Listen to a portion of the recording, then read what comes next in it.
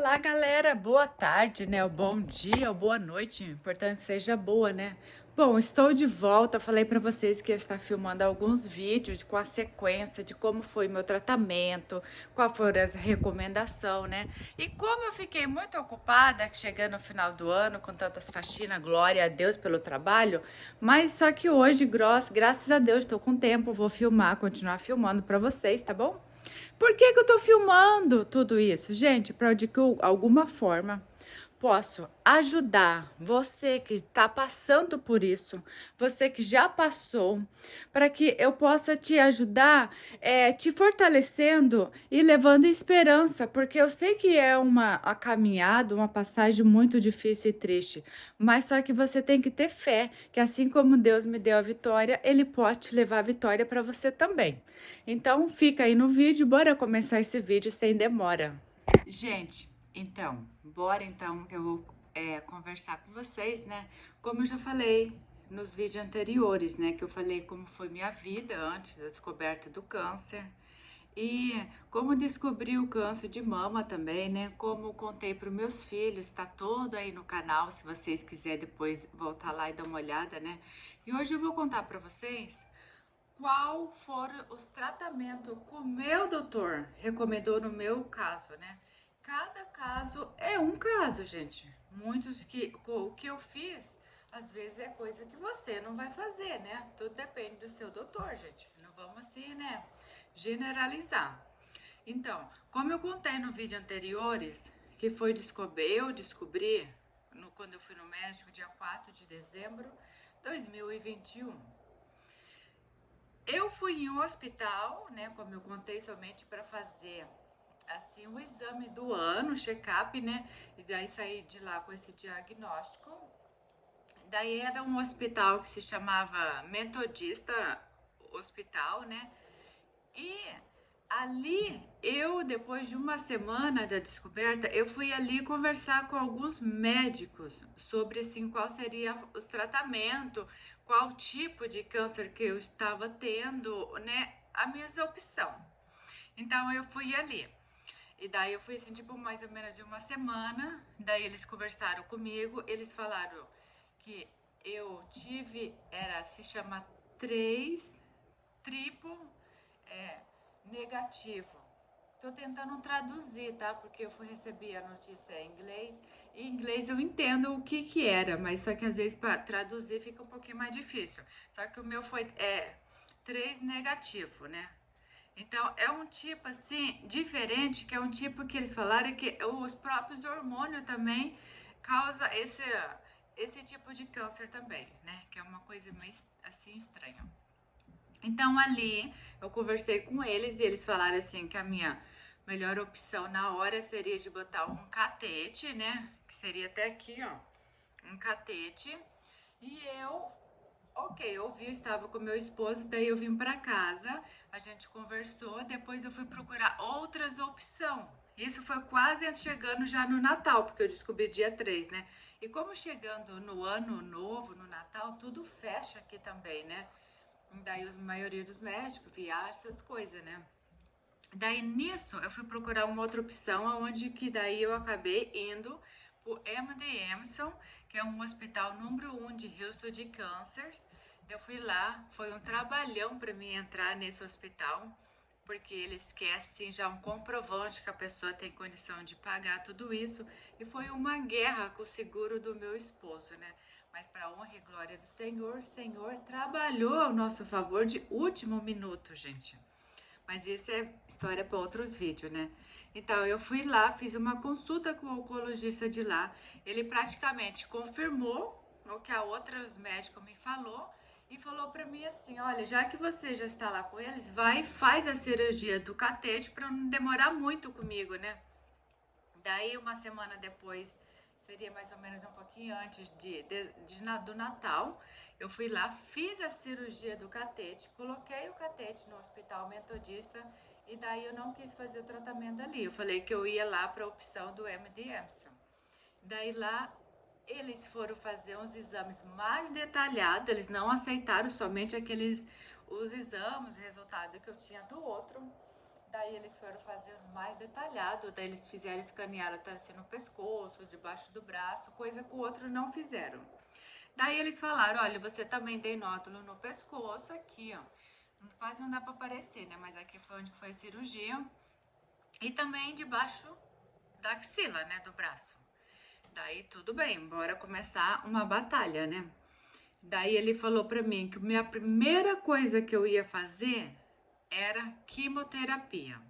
E graças a Deus que eu já tinha o catete, né? E ele falou porque a minha, o tipo de quimioterapia, ele falou que seria melhor já direto no catete, não na veia, se por acaso eu tivesse alguma reação mais grave ou se o tratamento não desse muito resultado deles aproveitar que eu já estava com o catete. Assim foi.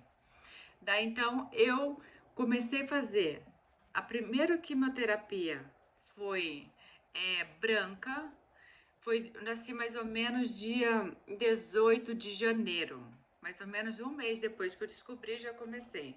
Daí eu fiz minha primeira quimo branca.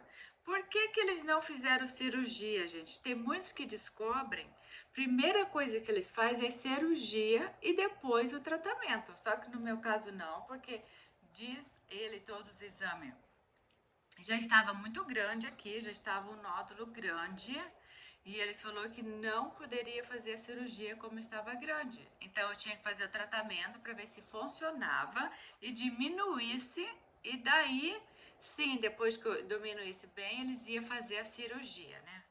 Então tá. Então eu comecei a fazer a quimioterapia, a branca, que ele chama de branca, né? Eu fiz 12, não, fiz 15.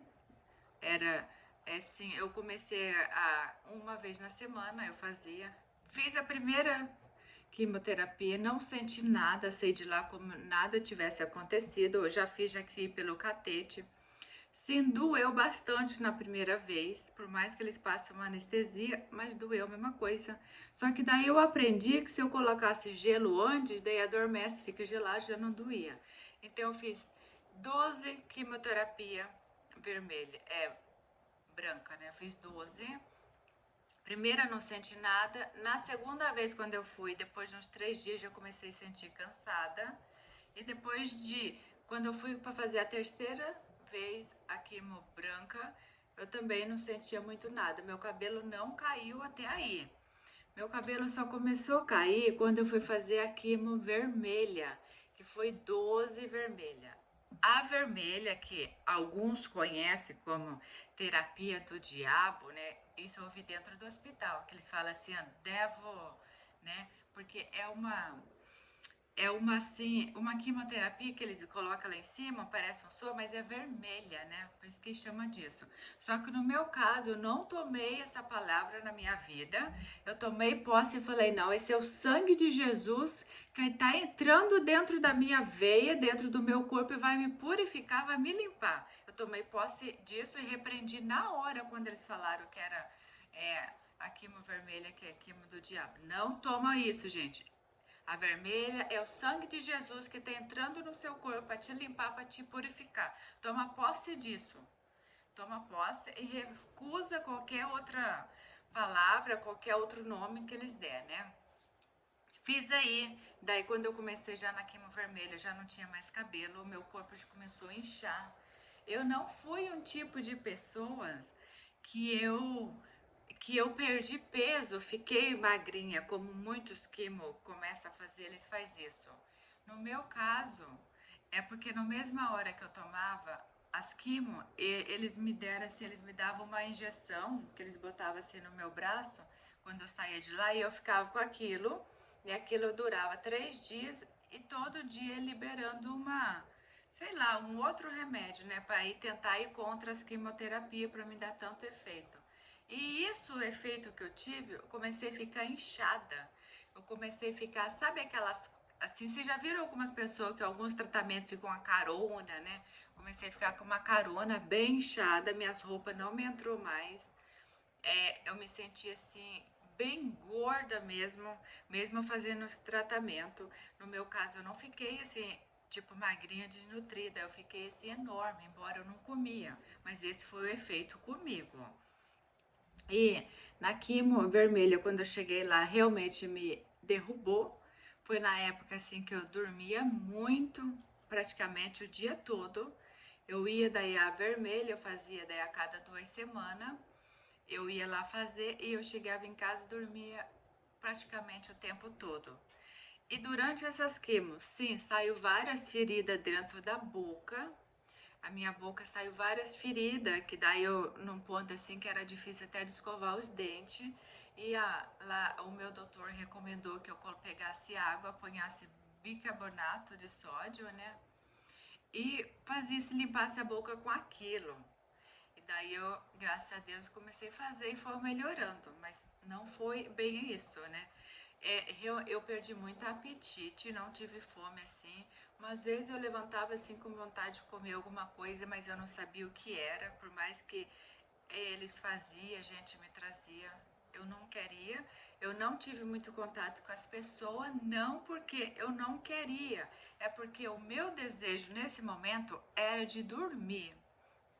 Então foi bem na época também assim, da pandemia, né? Que meus filhos começaram a estudar em casa e eles foram os meus maiores suportes dentro de casa. O meu filho mais velho me ajudou muito, assim, minha filha, meus meninos, né? Meu marido trabalhava de casa e eu passava, digamos assim, de 24 horas. O dia tem 24 horas, né? Então E eu passava praticamente 20 horas deitada, dormindo. Eu malemava, tomava um banho por dia e ali dormia, porque o remédio me deu um impacto nesse. E daí, com essas quimioterapia, quando eu estava na vermelha, eu tive muito suporte das minhas irmãs em Cristo, que me orava muito comigo. Todas as quinta-feiras a gente fazia assim, culto, assim, estudo de oração, se encontrava pelo Zoom, eles oravam, intercedia muito pela minha vida. Muito das minhas irmãs das igrejas que me conhecia me abraçou assim em oração. E eu sentia assim, meu corpo estava fraca, mas meu espírito estava forte. Eu me sentia assim como se fosse uma das melhores época da minha vida em Cristo Jesus, porque eu sentia a presença dele, sentia-se amada pelos outros, mesmo estando fraca fisicamente, eu senti o cuidado do Senhor na minha vida a cada momento. Então, daí uma noite nós estava assim orando, né? Eu sempre orava ao Senhor, que o Senhor me libertasse, que o Senhor me desse a cura, né? Mesmo eu fazendo todo esse tratamento, eu creio que o Senhor ia me dar a cura, ia me dar a vitória. Só que era um processo que eu tinha que passar, né? E eu pedia sempre que o Senhor me desse força e não me deixasse sozinha durante esse processo.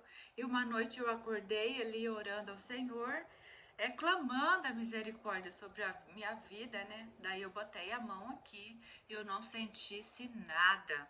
Eu não senti nem o nódulo, eu não senti nada. E tudo que eu falo tem testemunho, porque como eu senti aquilo. E na hora eu tomei posse da cura, eu falei assim, Jesus, o Senhor me curou, mas ainda eu preciso passar por algum processo, eu vou passar. E eu tomei posse daquela cura e tanto que eu mandei mensagem no grupo das orações, falei assim para minhas irmãs, olha, hoje eu acordei, não senti nódulo nenhum, eu fui curada, o Senhor me curou.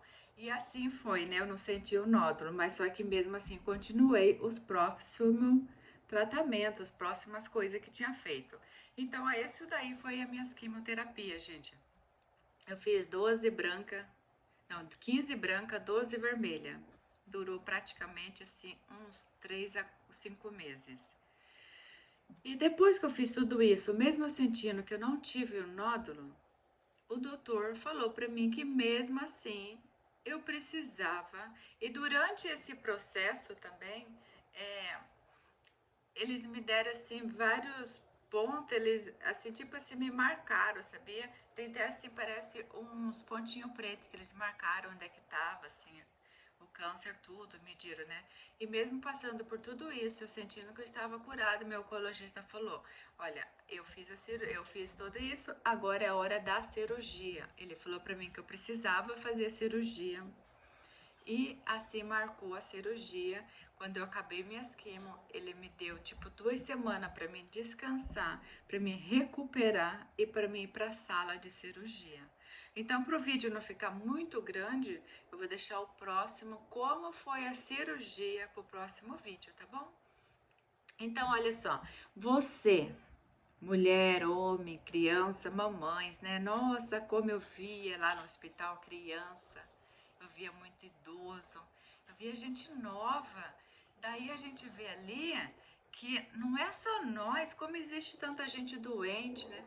E eu vi assim que quando eu acabei minhas quimo, a gente podia ir lá puxar um sininho, né? Que eu acabei a quimo, era um primeiro passo.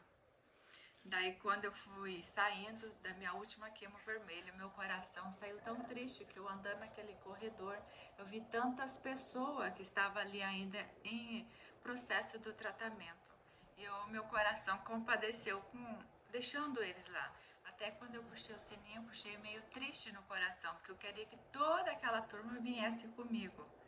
Porque eu fiquei pensando, Senhor, eu não mereço a sua misericórdia, eu sou uma pessoa pecadora e assim mesmo o Senhor está me dando a vitória, né?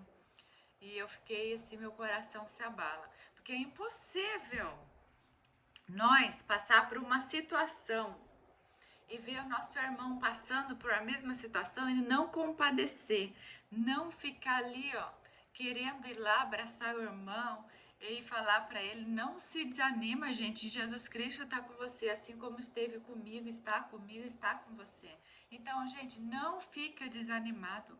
Muitas vezes eu chorei, muitas vezes eu tava assim, tinha dias que era mais fraco, eu quase pensava em desistir, mas depois eu lembrava que tem um Deus que é médico dos médicos, que está ali ao meu lado e que com ele ao meu lado eu não precisava ter medo, eu não precisava temer. Então daí assim, tipo assim, eu renovava as minhas forças espiritual. E claro também que tem a ver com todas as minhas irmãs que estavam me cobrindo com oração. Isso é muito importante. Então, que Deus abençoe a sua vida, a sua casa, a sua família e que em nome de Jesus que Ele possa levar a vida na sua casa, que Ele pode levar a saúde e a cura. Então, esse foi o vídeo de hoje. Fique com Deus, até o próximo. Bye!